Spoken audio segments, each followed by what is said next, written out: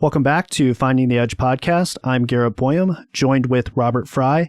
And today we have something cool for you guys and a first for the podcast. We ended up doing a video recording of a portion of the discussion that Robert and I had, exploring some of the cool stuff that Robert has built in our studio and some of the cool analyses that he's done there. And so we thought it would be helpful for you guys to see some of that stuff instead of just hearing us talk about it. So there'll be a link in the description for that. And then if you guys like that content and want us to do more of that, let us know and we can do more of that in future episodes.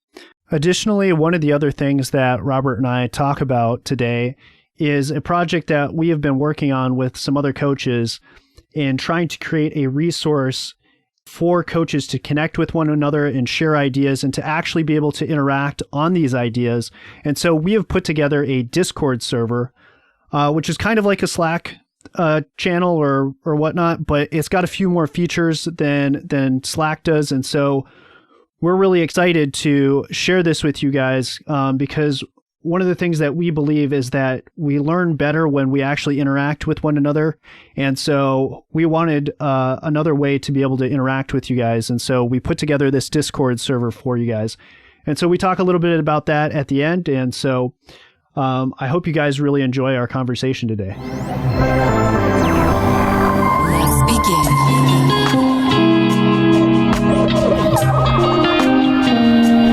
Analyzing.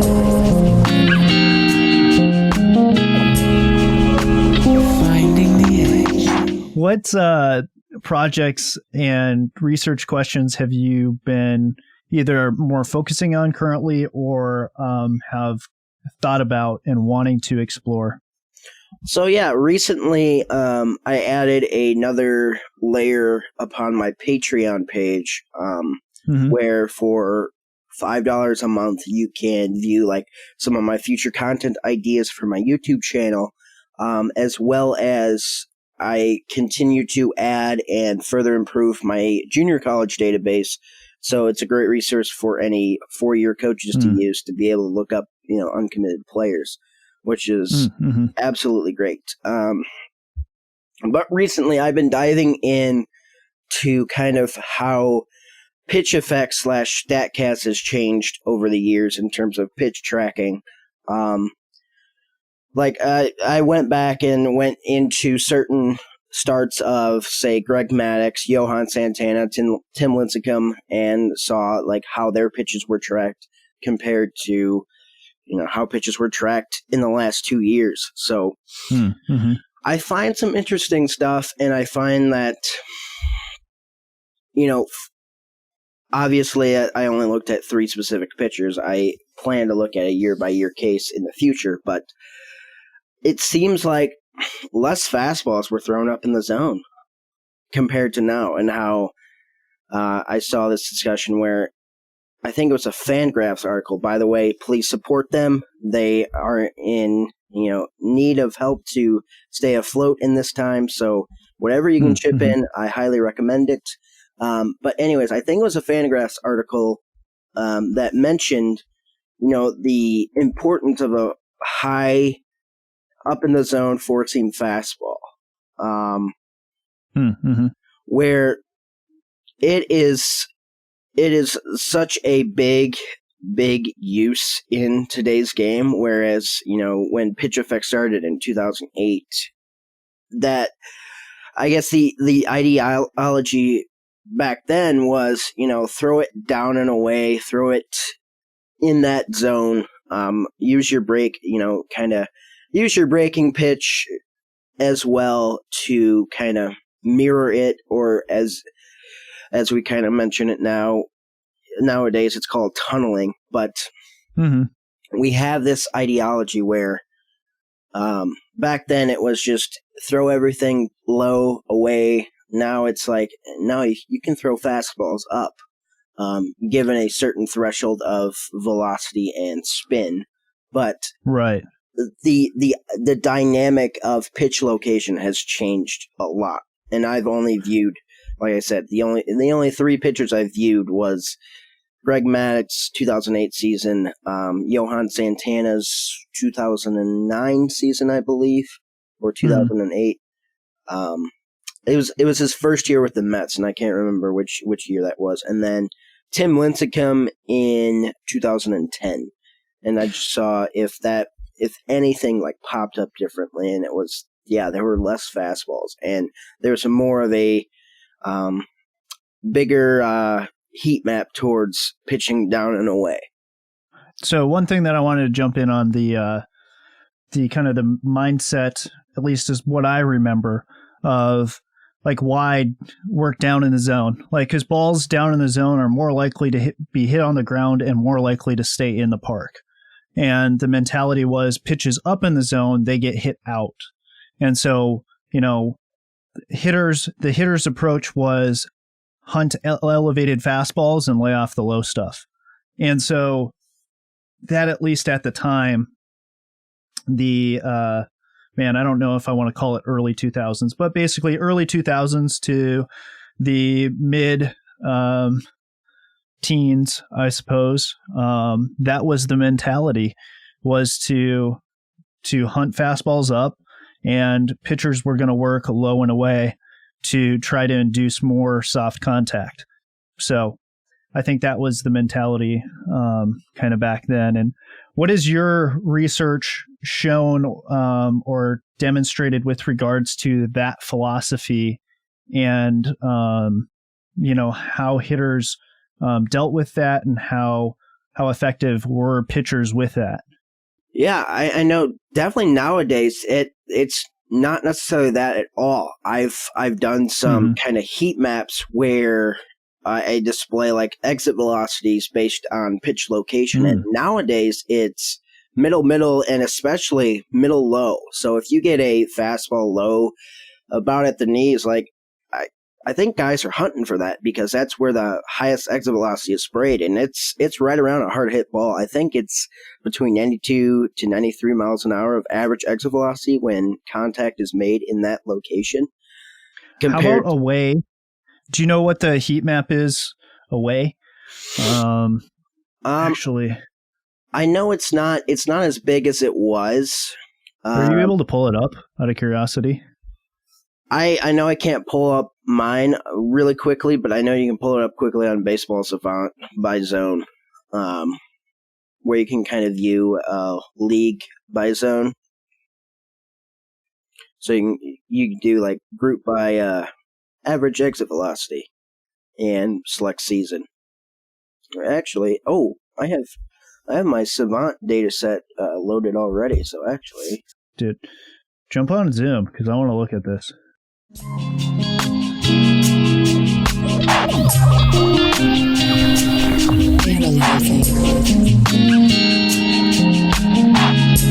right, so what I did was a basic search, 2019 season, batter, average exit velocity, and then league, and then you can go into graphs, and I think it's either zone profile or attack zone chart, but gives you a loading chart. Again, it takes a lot of time because it's like 200,000 balls in play, and it's creating that average exit velocity chart. I hope it's the right one, otherwise we're going to take a minute to load the other one. But I can show it in our studio too, so it's not like it's... Well, yeah, I mean, if you want to show that while that's loading. I mean, but here's the interesting thing to me. If you were looking at bat sensor data, your highest bat speed is going to be on balls low in the zone. At least this was when I was playing with Zep. And I don't remember if I had recreated it with Blast, but I think I did. And so basically what you generally see with a bat sensor is that pitches that are down, you're going to have a higher bat speed on, and then pitches that are up are going to have a lower bat speed. But I don't know specifically in the middle of the zone, but like definitely down in the zone, I had the highest bat speed, at least off the tee. And then when I did up in the zone, like the top of the zone, my bat speed was, I want to say significantly less, maybe like 5, potentially 10 miles an hour lower. But don't quote me on the 10 miles an hour. I think 5 is a safe one to assume. but that would be something to a good little research project. I wonder if, do you ever follow Hitting Performance Lab? Yeah, Joey Meyer. Joey Meyer, yeah. I mean, I wonder if he ever did a study like that, because he was all for doing little mini studies like that. Right. Let's see. So it's still loading. Because I think the big thing with this that I want to know is the exit velocity on pitches away. So I think most of us would say that if you catch a ball in the correct spot on the inside, you're going to hit it really hard. And so we would assume that exit velocity is going to be higher, generally speaking, on the inner half of the plate. But the theory is that if you pitch low and away, you're going to have softer contact. Yeah, so I will separate it by left-handed and right-handed as well. So I'm going to run that. I need a double. This looks so different than SPSS. Oh, it's way better. I love it. Oh, right. Have you used SPSS? Yeah, I have, but it was only for a class. So like after I was done with it, like nah, never again. Fair enough. Once because I already was introduced to R, and I'm like, R can already do it. Mm-hmm. Right, and that's where I'm looking. I was hoping that the transfer from knowing SPSS to R and now looking at it, I'm like, nope. This is like I'm going to have to learn a whole language to be able to understand R. Let's see. I'll show you the StatCast that's up right now. Okay, here we go. This is for both left-handed hitters and right-handed hitters. So it looks like middle down is like the hardest hit average exit velocity. Down at 88.4. Yeah, so I don't know if this is fueled by right-handed hitters, but again, once I do the yeah, because if we can filter by handedness, that would reveal some more interesting data. But yeah, I think that's good for people to kind of understand. So I'm looking at it, and if we look at this is even interesting too. So if the middle section or the middle quadrants are so what's really interesting about this graphic that they have here from Baseball Savant is that you have the plate and the dotted line is the strike zone, and then they have like the inner heart of the plate actually is they have it broken down into a 3x3 square, and then like the borderline areas of the strike zone are both in and out of the strike zone, which I think is really interesting. Now I'm going to share my plot that I made. Okay. Where now it gives you, again, heat maps, and I can go by certain coordinates, but the general idea is right there. But yeah, like for left-handed hitters, this is just for left-handed Can you move your mouse where the left-handed batter is in this example? So, like, are we going from the pitcher's view or the catcher's view here? It's from the catcher's view here. Okay. So okay. It's looking like that, as you go down, further down in the zone, the exit velocity increases, especially, here in this middle to low middle area. And then go a little bit inside, exit velocity still increases, but then it drops a little bit. Whereas here in this quarter, the average exit velocity is somewhere between 82 to 85 miles an hour. But down in the middle, it is very, very strong. Like I said, it was 92 to 93 average exit velocity. So definitely in 2019, at least, where you should hit the ball hardest is low middle. So low at the knees, which I found pretty surprising. I thought, it's got to be middle up. But again, you bring up that point where bat speed is at its greatest, supposedly, when you're down in the zone compared to up in the zone. So that could play a factor. Keep that up for a second. I would say too, at least I think it's relatively verifiable that the bat speed is quicker down in the zone.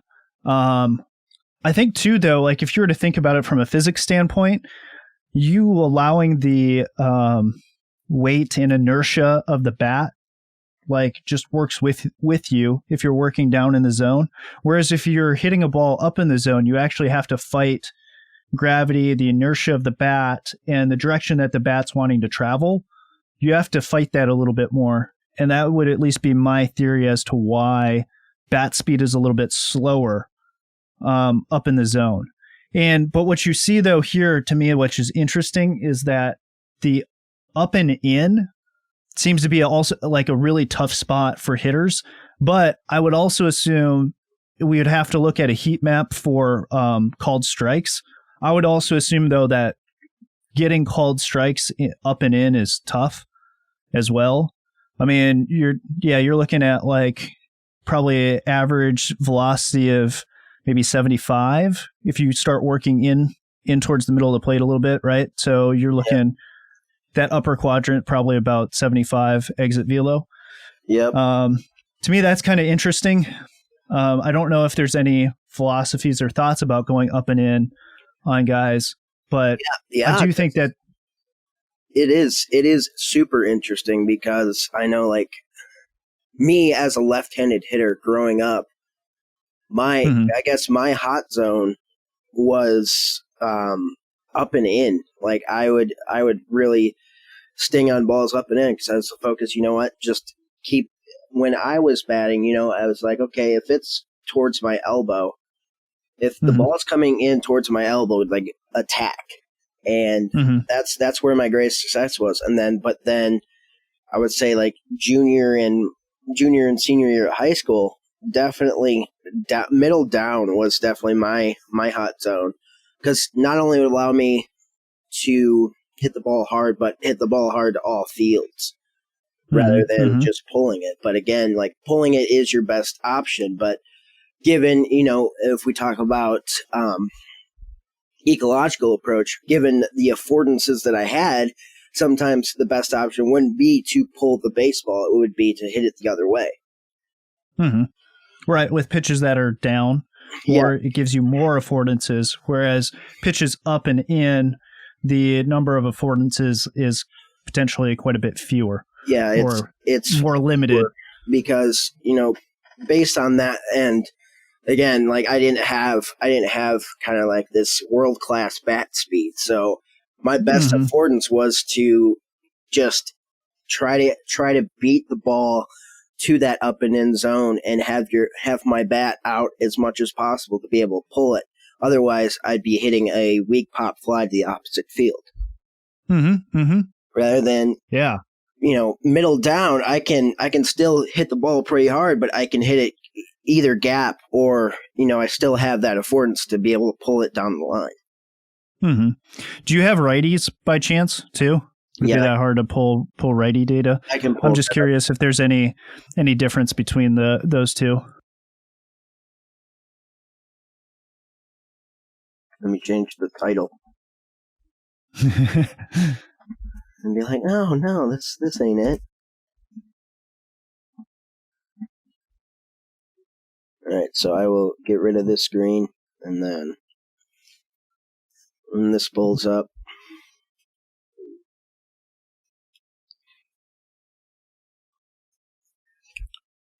I would, my first guess without looking at it off the top of my head would be it's about the same, but yeah, it looks pretty much the same. Yeah. I was just curious if there was a slight difference. But I think what's really cool, well, actually, let's look at I wonder if the averages are any different. But it could just too be the fact that there's a greater sample size. Yeah, that's for right-handers versus lefties. That's what I was alluding to. But yeah, it looks like middle down. Middle down is about the same. It looks like a little bit harder in exit velocity with more 93s. And it looks like, especially compared to left-handed hitters, if you go down and in, righties are still singing the ball pretty hard. I think for lefties down and in, it was like roughly 85, 86, whereas you go a little bit in, you're still up in the upper 80s, pushing 90 in certain quadrants. But what is also interesting is it stays 93, 93, 93, 93, 90, 94, middle right here. But then, and it's slightly away too, at least within your zone. Yeah. And I think that's the thing that is a little bit counterintuitive, especially from the pitching side of things.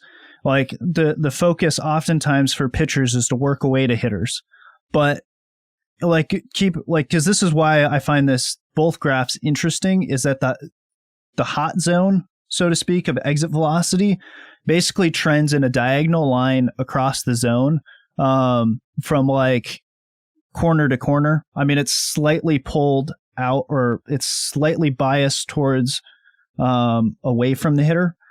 And so to me, that says that pitches that are a little bit more out over the plate, the batter is able to allow their arms to work slightly away from themselves.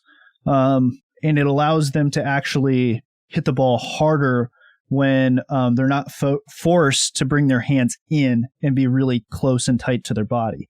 So I feel like that's a little bit counterintuitive. From a pitching standpoint, if you're working away to a guy, that's not necessarily going to automatically induce lower batted ball contact or weaker batted ball contact. Because really we're the lowest for exit velocity, Robert, as you're doing that. It looked like it was like the bottom corner of literally low and away does have that's almost a 10 mile an hour difference between the peak. And so, but you really have to hit the outside corner. You really have to dot that corner consistently and be able to limit that. And two, the question becomes, how much are you going to get that for a strike, being on the edge of the strike zone? I think that's where it becomes more of a difficult thing for pitchers, is the fact that if that's really where you're trying to live, you may, your ball strike percentage may get hurt a little bit with that. And then that may make you more susceptible to having to work in the middle of the zone where that ends up hurting you. Ooh. See, this is what we're talking about here. Yeah. Should do the Driveline R&D podcast and actually just record video of us talking. But yeah, because you can do this kind of stuff in R. So that's why that's why you can do that and be able to plug for R Studios. Yeah, plug for R Studio. Please use R. You can do this pretty quickly. If you have a Savant data set, you can just do this just quick as possible. Obviously, it'll take a little bit more time because this time it's basically filtering through every pitch that was not swung at, which is more frequent than every pitch that was swung at.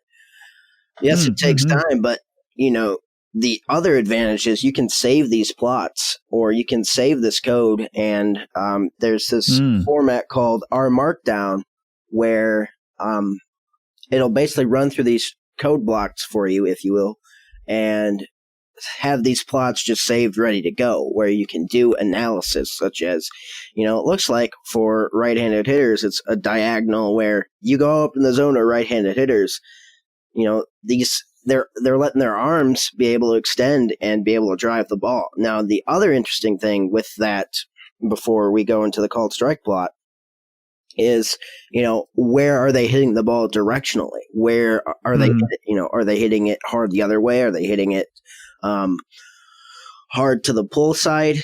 So these are good questions to ask, definitely. Can you still pull up the right-handed hitters plot before the other one populates? Yeah. Or can I? So I'm curious about the up and away exit velo because I've seen guys hit balls hard, they're up and away. So like, it just seems like those are easier. Yeah. So, kind of working that into like mid up and away. So like that top third.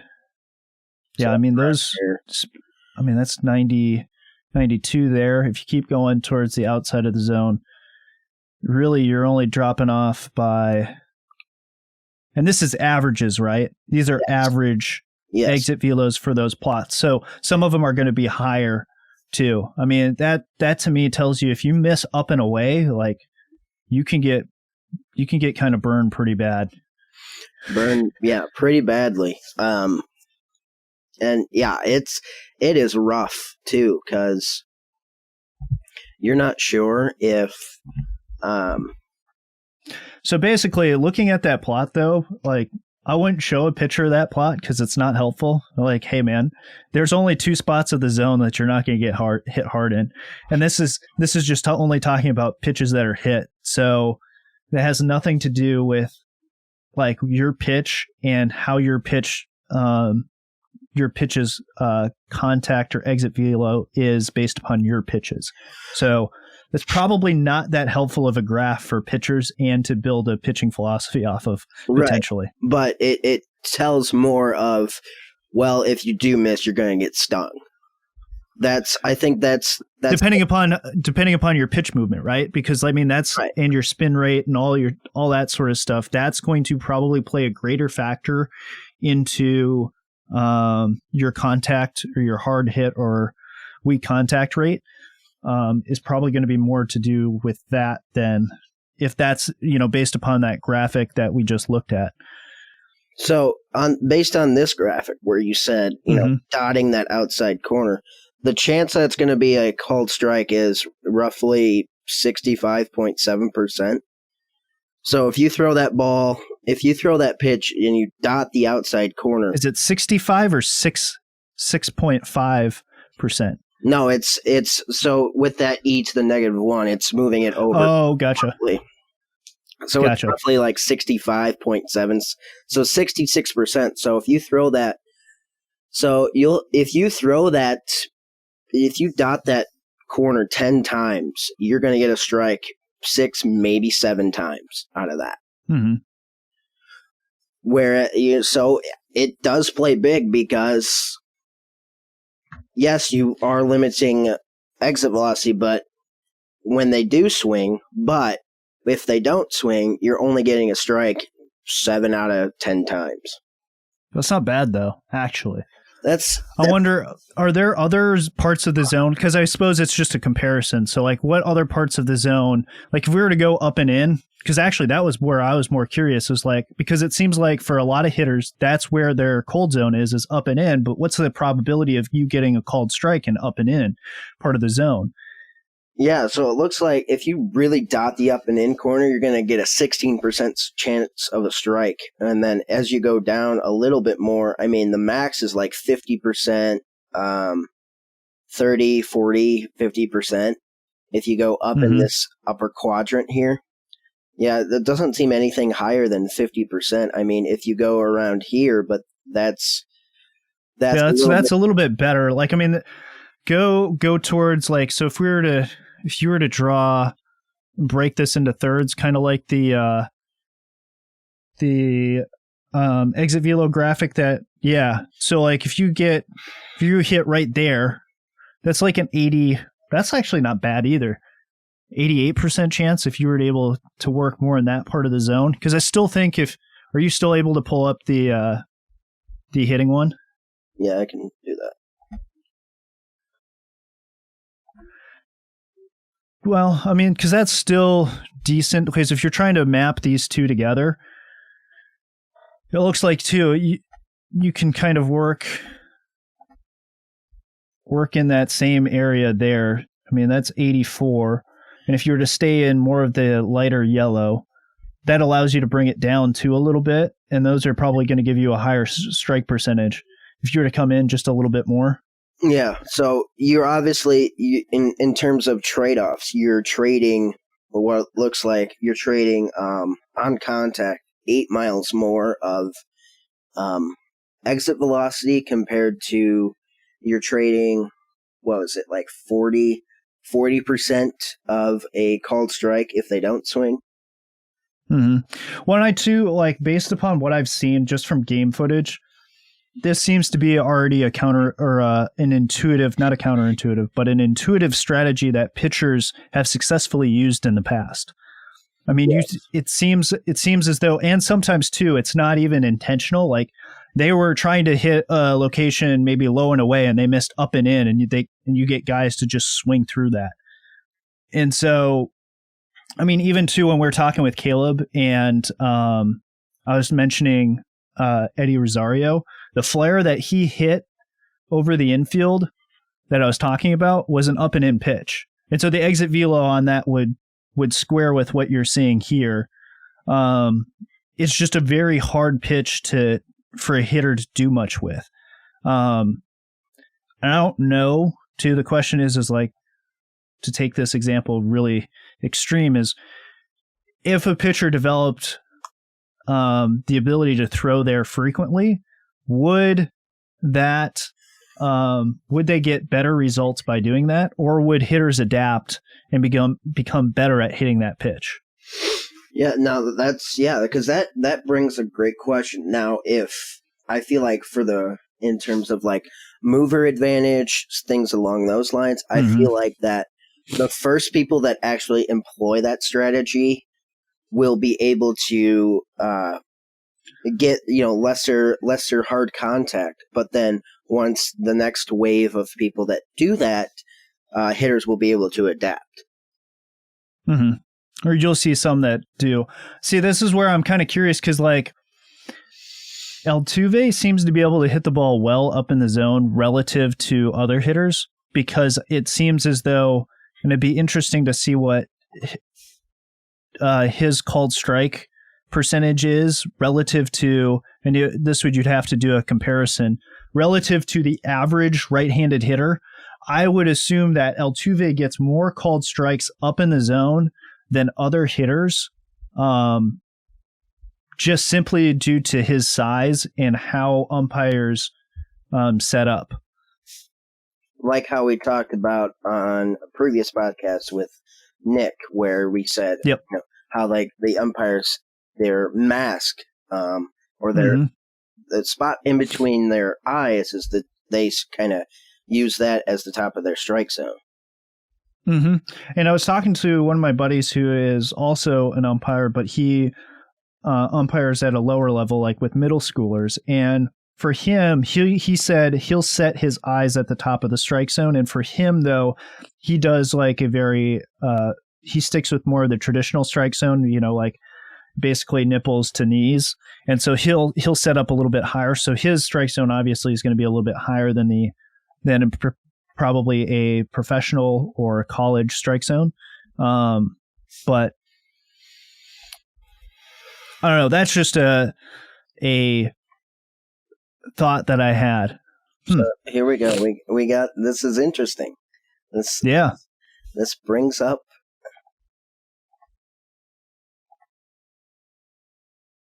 can't be reached. What do you mean it can't be reached? I'm not running the redo online. Oh boy.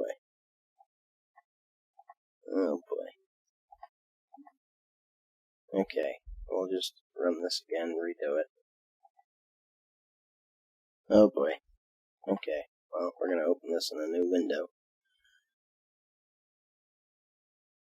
Did I lose my internet connection? Like, what's going on here? You didn't lose your internet connection because we're still talking. Did your server go down? That might be it.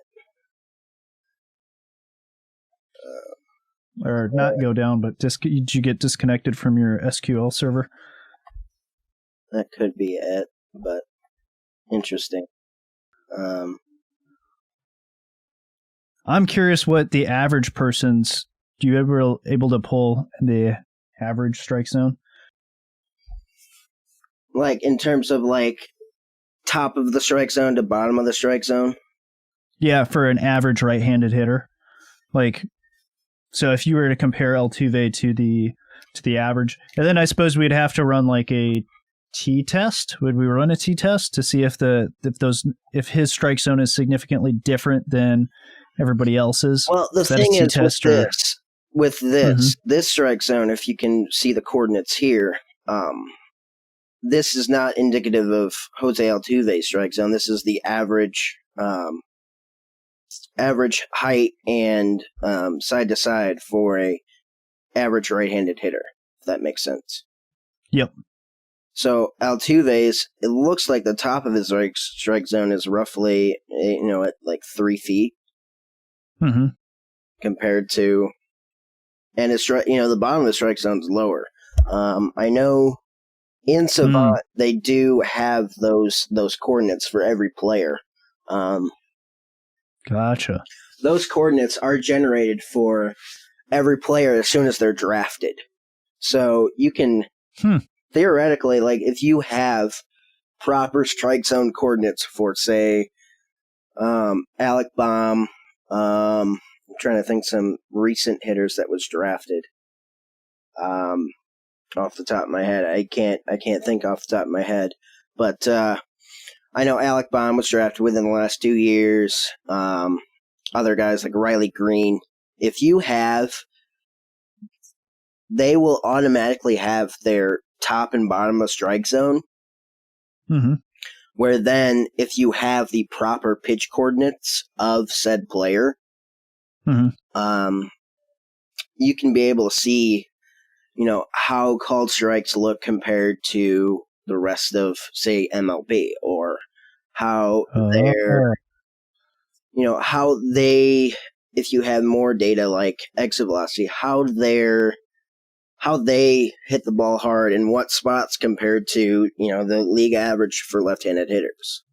Mm-hmm. Or how frequently is a pitch thrown in those coordinates compared to the league average of those coordinates. But again, that's the thing is, though, the problem with that is that information is more than likely proprietary because, yes, you can pull minor league pitch coordinates, but they are so different compared to major league pitch coordinates.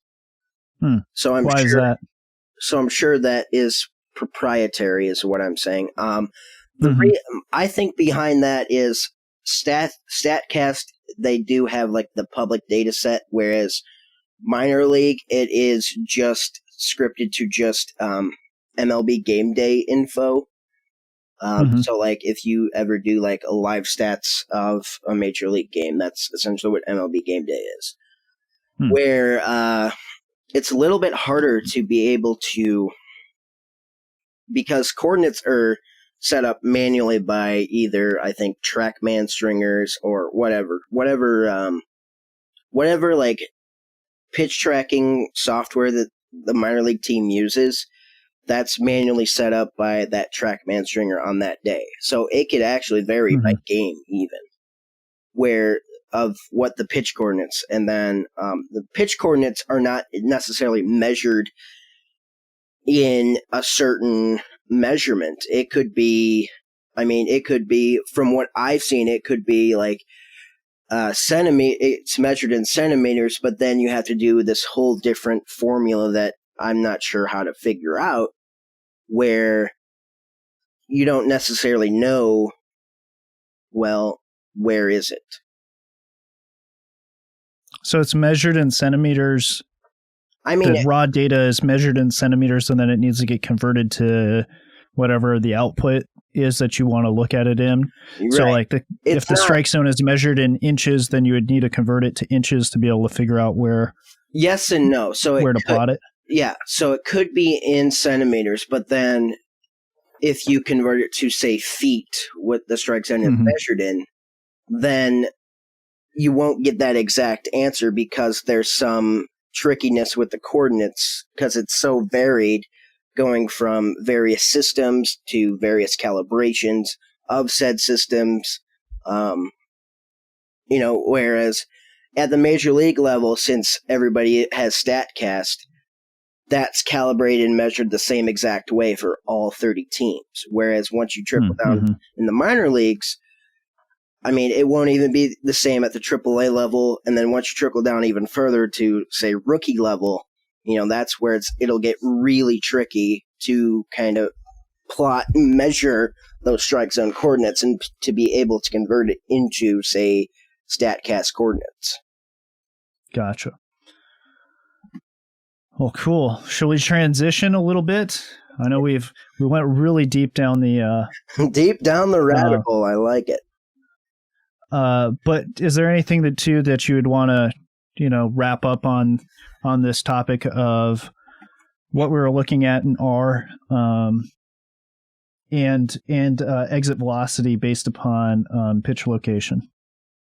Yeah, I mean, like I said, from going back to our discussion, it seems like that exit velocity is greater increasing when you throw further down in the zone. And again, it could be from that scenario that you brought up where bat speed seems to be greater because there's less gravity acting upon it when a ball is down in the zone than, say, when a ball is up in the zone. Mm-hmm.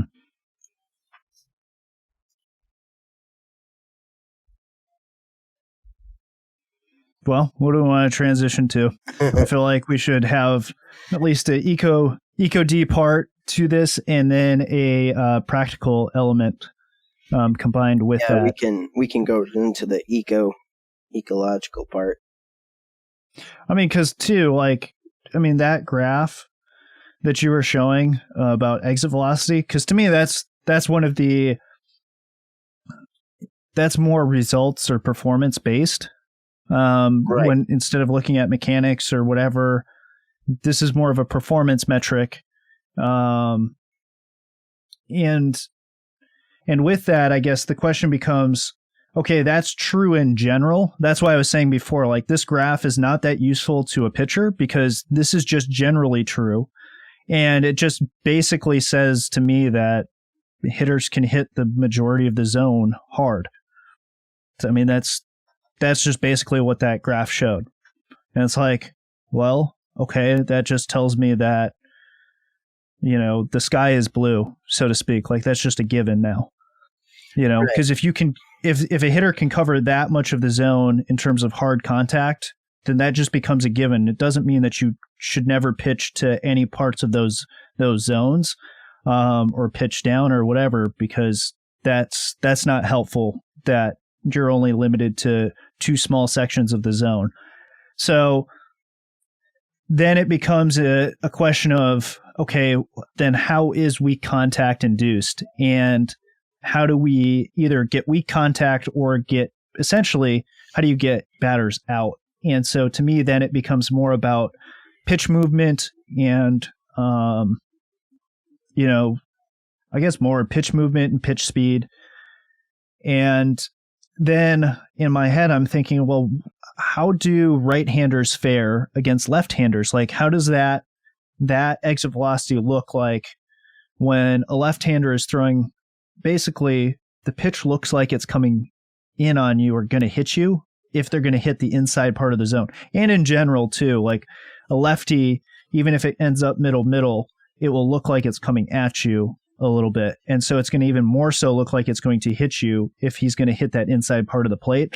And so then if that's the case, does that affect exit velocity, left-handed inside fastball type of a thing? And so from a perception standpoint, the hitter's perception of the angle that the ball is coming in, how does that affect their performance outcomes?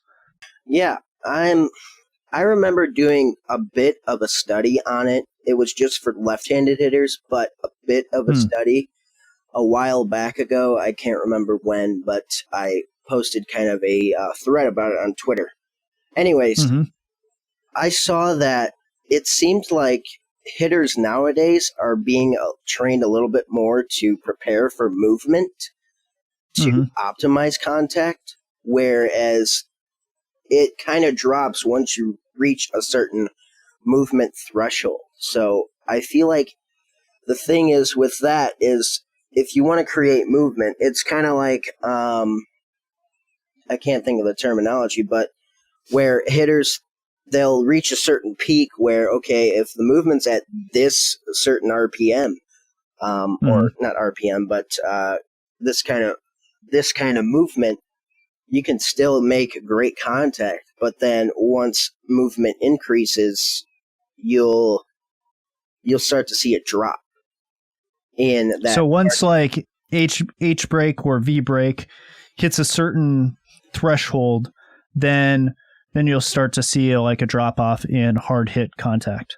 Correct. So it's basically once you increase in movement, hard contact increases up to a certain extent. Where then once you increase in movement, hard contact seems to weaken. And I've seen that from my time in modeling in terms of predicting batted ball outcomes, things of that nature. It seems like that vertical movement has more of a importance or more of a factor in terms of inducing weak contact than does horizontal movement.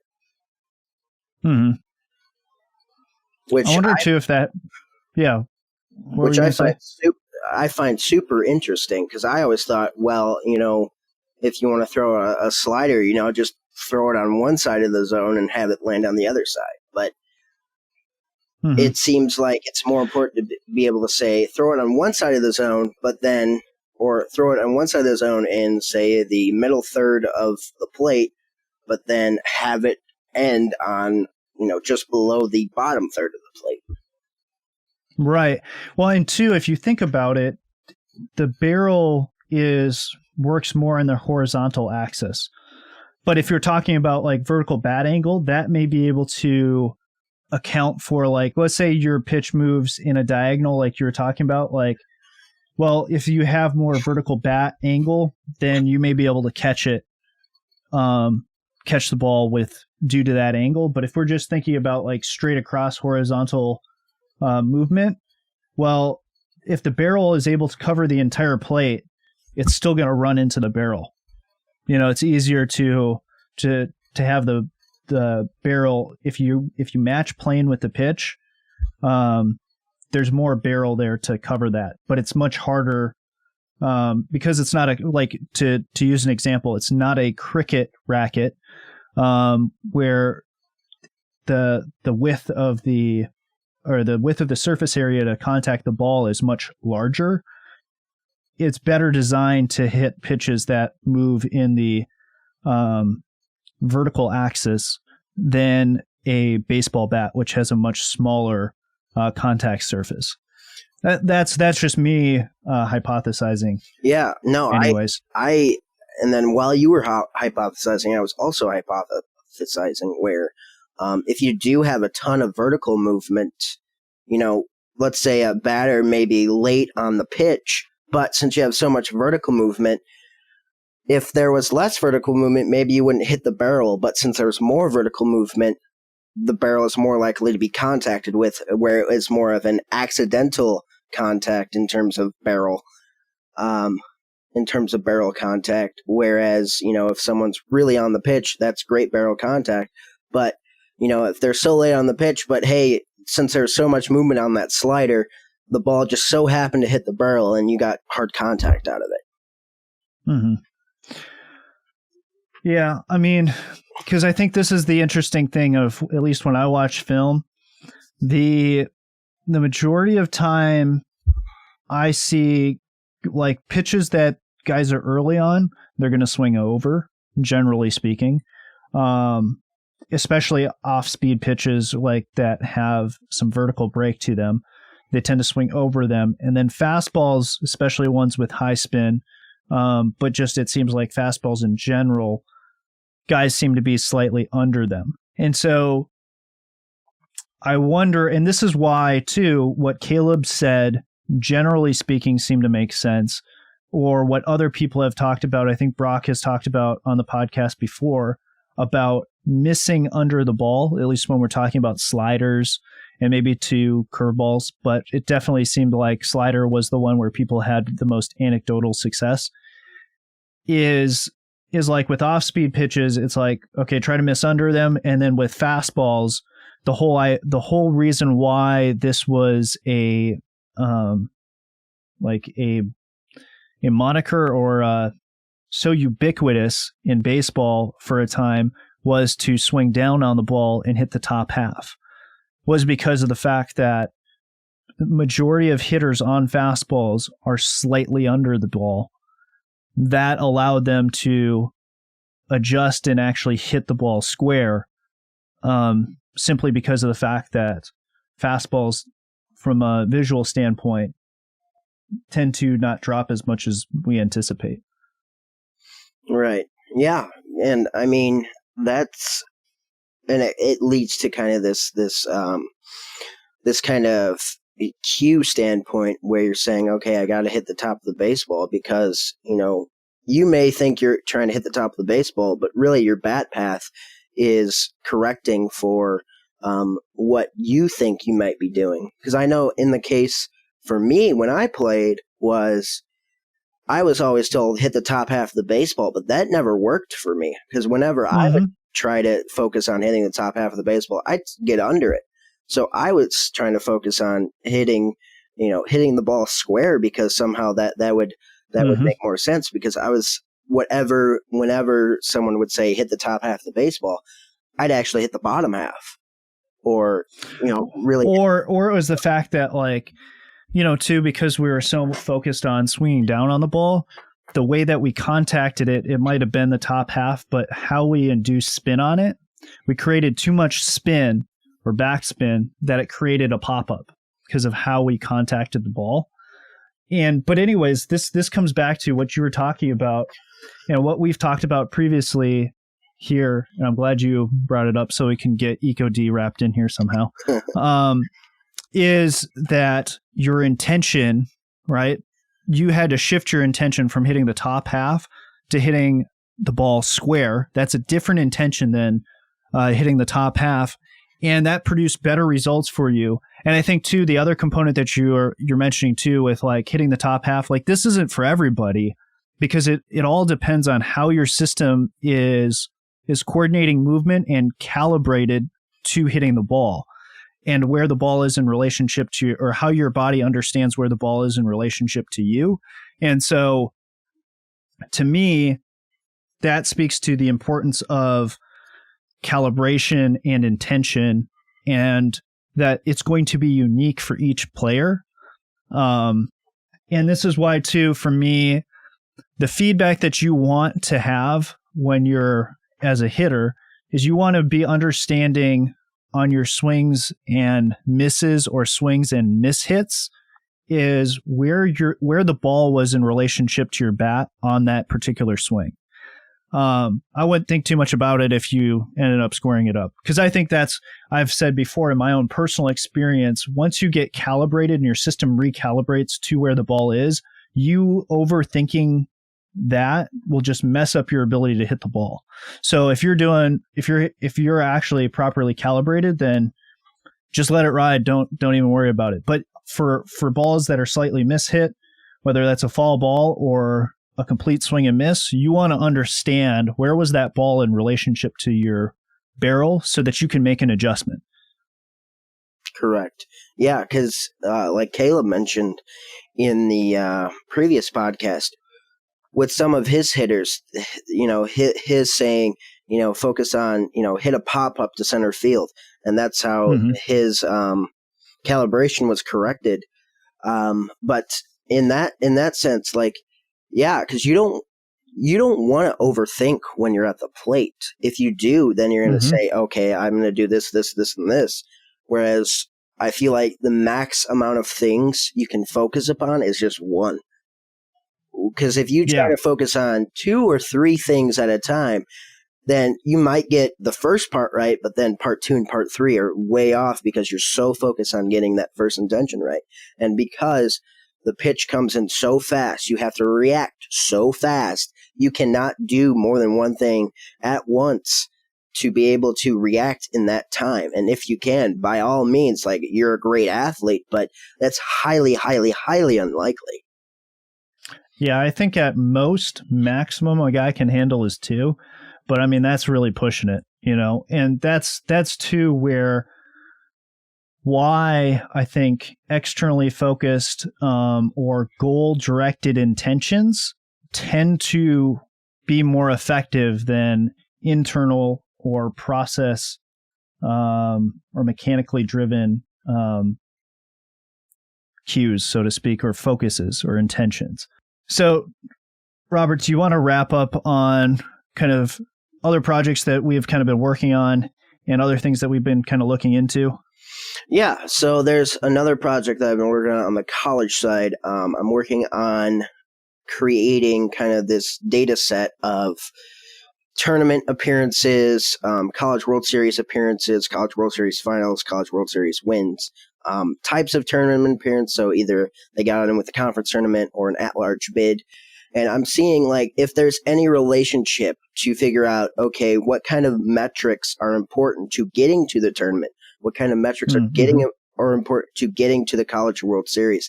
And I mean, this is at all Division I, Division II, and Division III levels. So it's not just focused on Division I. So I think what I want to look at in the future is seeing, does slugging percentage or does on-base percentage play more of a factor? Or does, putting them together as OPS, does that play more of a factor? Does some of the more advanced metrics like WOBA, does that play a factor? And then on the pitching side, does striking out way more batters than you walk play a bigger factor? Is it just striking out a bunch of guys who cares about walks play a bigger factor? Is limiting hits a bigger factor? Now, we don't have the data such as, hard contact, but we can kind of build into that kind of stuff where we can ask those kind of questions. Or does, allowing a bunch of walks and hits in an inning, does that play a factor? And so I want to, that's the project that I'm working on. I've built out Division I. I'm halfway done with Division II of getting that information of tournament appearance by each team, what type of tournament appearance it is, because then we could, in the future, model and be able to say not only for winning conference tournaments, but then you can build a model and say, based on this data, we have a good chance of becoming an at-large bid. And given our type of play that we have a good chance of advancing far in the tournament. Nice. No, that sounds really cool, because as I'm thinking about it, I'm like, okay, once you have that and you have kind of, hey, these are our metrics, then the question becomes, how do we train for that? Or like, how do we execute upon these things? And that's where I think an ecological approach can play a big role in developing that and helping teams and players achieve those goals. Because it's one thing to be like, okay, I want to hit 350 with, 50 RBIs and, slug, I don't know, is it slug 600 or 800? Is that good? I don't know what a good... Yeah, that's really good. That's a really good... Right, that's where I'm like, I don't want to overshoot it, because I'm thinking like 500 is probably like good for a college athlete, right? Correct. Yeah, so I didn't want to undershoot it and be like 500 and that not being significant. But, and then the question becomes, okay, how do we develop that? And I think an ecological approach really helps, is the thing that can bridge that gap between the analytics to the player development and the performance on the field. So that's, once you kind of get some of that data in, that would be cool to like start talking about laying that out of, okay, here are the factors that play a role in getting you to a College World Series or a regional bid, etc. And then, because from my understanding of data that's already out there, the difference between if you're in the super regional to the College World Series, there's not a big difference, significant difference in terms of statistics.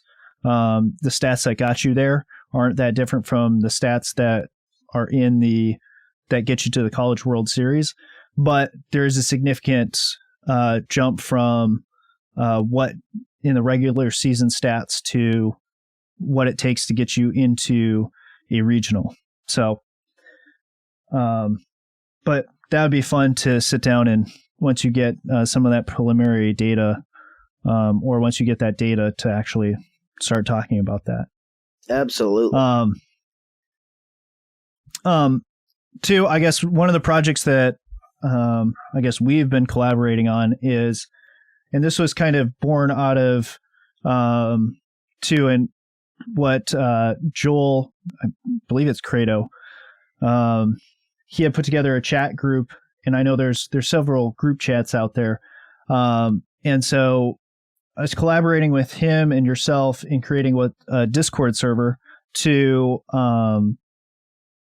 essentially allow for good conversation and discussion on various topics and have it be a little bit more organized and have the ability for people to search back through the content to actually be able to find different components of the discussion, in addition to sharing videos and files and all that sort of stuff. And so that's something that we've put together, and then we'll probably be doing weekly discussion topics to kind of facilitate good discussion within there for people who are wanting to either talk more about the ideas and the concepts that we talk about on this podcast, or anything else to do with baseball.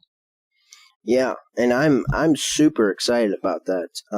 We have so many different topics. My main focus will be on kind of the analytics side, kind of learning more about it, learning some research stuff with books, research papers, projects, so on and so forth. But there's a ton more in just not just analytics, but we're talking kind of hit, all aspects of the game: hitting, base running, fielding, pitching, the ecological approach, movement, strength and conditioning. Like, it's whatever. If it has been discussed at least once in a baseball sense, it's probably in there. Well, and two, I mean, the whole purpose of it is to be this one collective resource. And so it's going to be user driven in terms of content. But in just kind of this hub where all this different information can be for people and coaches to access, but also to discuss. Because I think the biggest way to learn is through discussion with other people. And so that's kind of the hope, is to be this place where we can potentially begin to start tying in all these different ideas and concepts together, and so that it's not just all compartmentalized, because at the end of the day, the game of baseball is not just hitting, it's not just pitching, it's a culmination of all these different aspects. And so we just like when it comes to an ecological approach and how we view an athlete, we want to not just view individual component parts of either the athlete's movements or just the environment or whatever. We want to look at the whole system and the interactions between all of that. And so that's really kind of my hope for the big term goal and vision of the server, is to actually begin to get all this information into one area, an aspect for people to be able to interact with. And then from there, being able to pull it all together into one overarching cohesive methodology or philosophy or process very similar to what there's a paper out there by Paul Glazier called "Towards a Grand Unifying Theory."